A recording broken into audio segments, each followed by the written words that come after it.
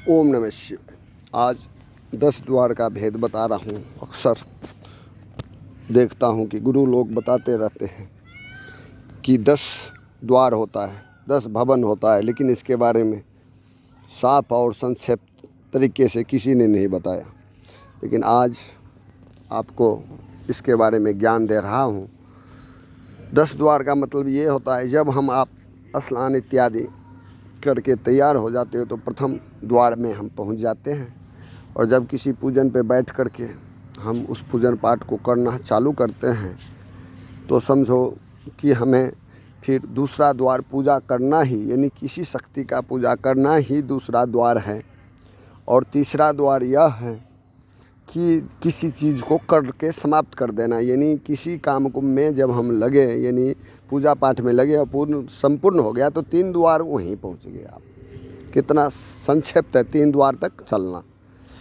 चौथा द्वार का अर्थ ये है कि चौथा द्वार पे जब आप पहुँचे तो यानी किसी काम को हर हमेशा करते रहना, यानी आप किसी काम को लगातार करोगे, रोज़ करोगे तो उस काम के बारे में सीख लोगे, तो किसी चीज़ का ज्ञान हो जाना, यानी किसी को बताए किसी काम को सीख लेना ही चौथा द्वार है।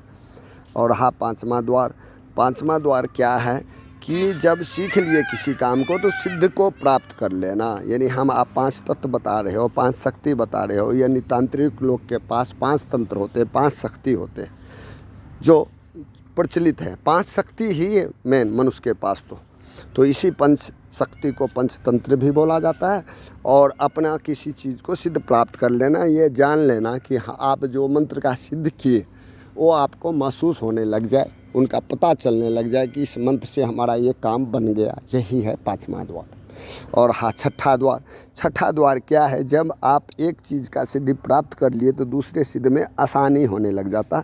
तो छठा द्वार जाने के बाद आप किसी भी देवी देवता से मिल सकते हो। जैसे हनुमान जी छठा द्वार जाने लग गए थे तो रोक दिए थे कि पंचतत्व को लेकर के आप छठा द्वार पे नहीं जा सकते, यानी पंचतत्व यानी 5 तत्व से निकल के, यानी एक मनुष्य के पास ये 5 तत्व के अलावा एक सूक्ष्म शरीर होता है, उससे यानी इस शरीर को छोड़ के जब आप निकल जाओगे छठा में, यानी आपका जो सूक्ष्म शरीर है वो बाहर निकलेंगे और जाके परमात्मा से मिलेंगे, यानी आत्मा को परमात्मा से मिलना ही छठा द्वार है।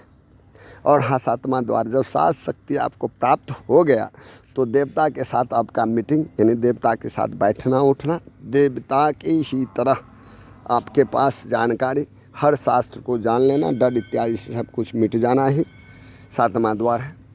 और 8वां द्वार तो बहुत बड़ी चीज़ है, यानी 8वां द्वार जब आपका पहुंच गई है तो यानी आत्मा और परमात्मा उससे मिक्स हो गए। आप वहां तक पहुंच के वहां से उनके साथ जो है ना बातचीत करना, परमात्मा आपके शरीर में आना, आप परमात्मा के शरीर में आना, ये है 8वां द्वार।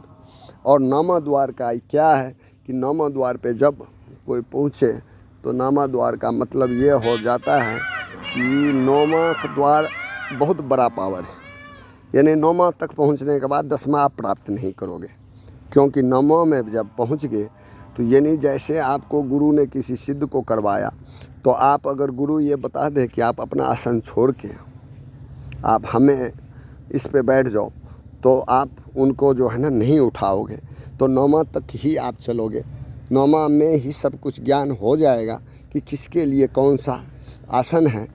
तो 9वां के ही अंदर, जैसे आप 12वीं क्लास जो है ना 10वीं तक तो प्रत्येक 1 साल होगा, 12वीं साल होगा 3 साल का, तो जब 10 में इसके ऊपर भी रहस्य है। जैसे 9वां द्वार पे आप पहुँचे तो 10वां द्वार का ज्ञान तो हो जाएगा, लेकिन आप प्राप्त नहीं करोगे, क्योंकि 10वां द्वार जो है ना ये परमात्मा का होता है।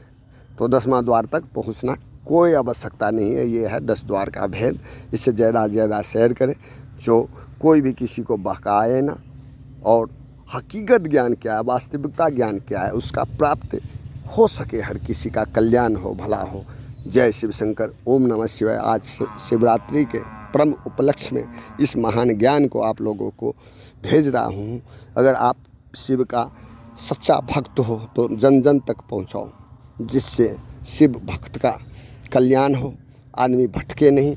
और आजकल कुछ ऐसे गलत प्रचारक हैं जो बोलते हैं शिव कुछ नहीं, विष्णु कुछ नहीं, जो लाखों वर्ष से हैं वो कुछ नहीं, और बोलते हैं जैसे बहुत से ऐसे मिला है जो राधा स्वामी वाले हैं, बताते हैं शिव में ताकत नहीं कि आपको मुक्ति दे सके, यानी शिव से भी बड़ा हो गए हो, जिसको ज्ञान है उन्हें।